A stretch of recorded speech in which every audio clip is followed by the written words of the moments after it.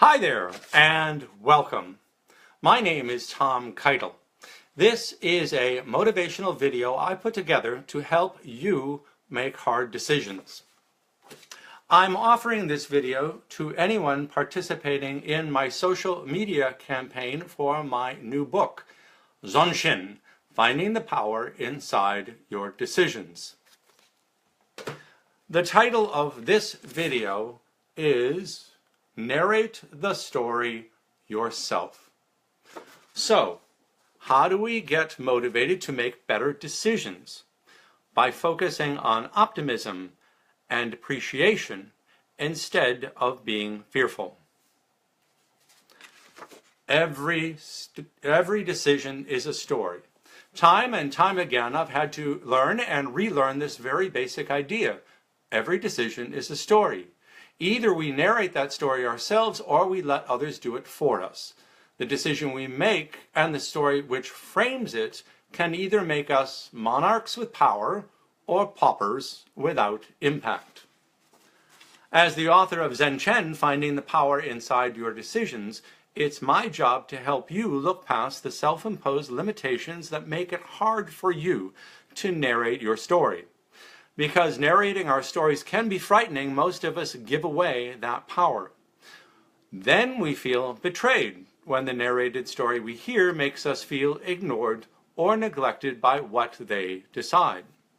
Decision making is hard. Narrating the frame you use to make your decisions takes conviction and courage. Do you remember this phrase? Doesn't play well with others? It's a mock criticism. This disparaging comment blames the other person for behaving badly.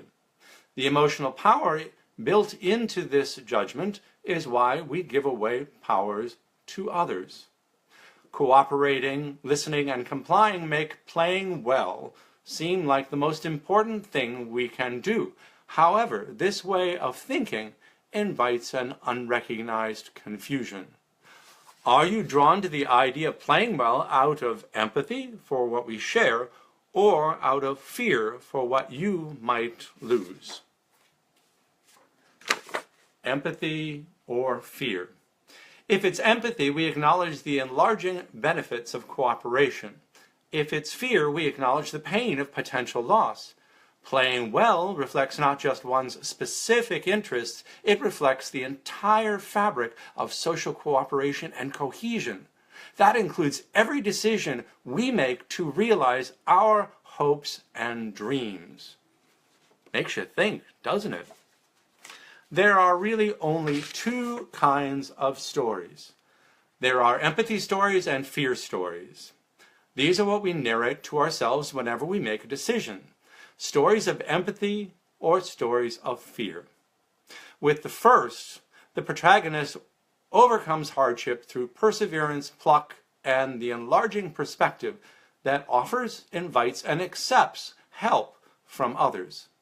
With the empathy story, we are encouraged to model what we decide by striving to be more inclusive with what we are creating. Our framing makes it more likely that we will see ourselves in others and find hope, the hope we need there. Do you remember those stories? They make you feel connected and alive.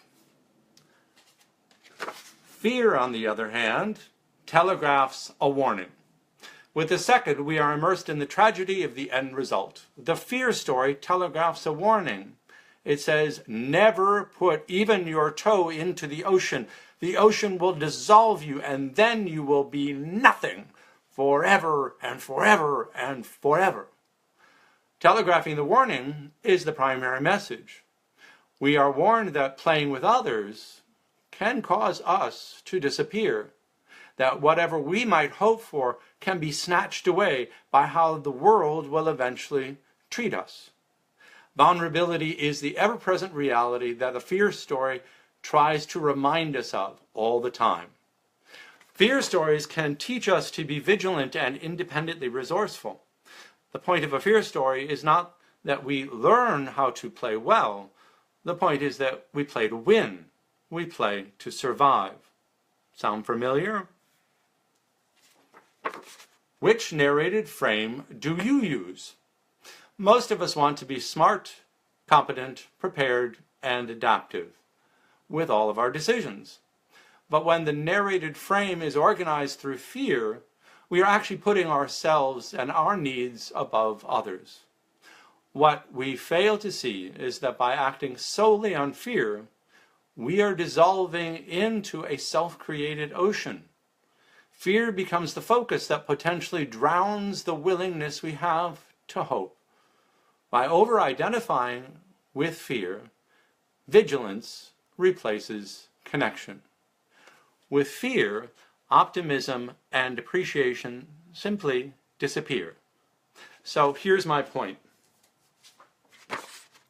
Move towards greater intimacy and understanding, not less.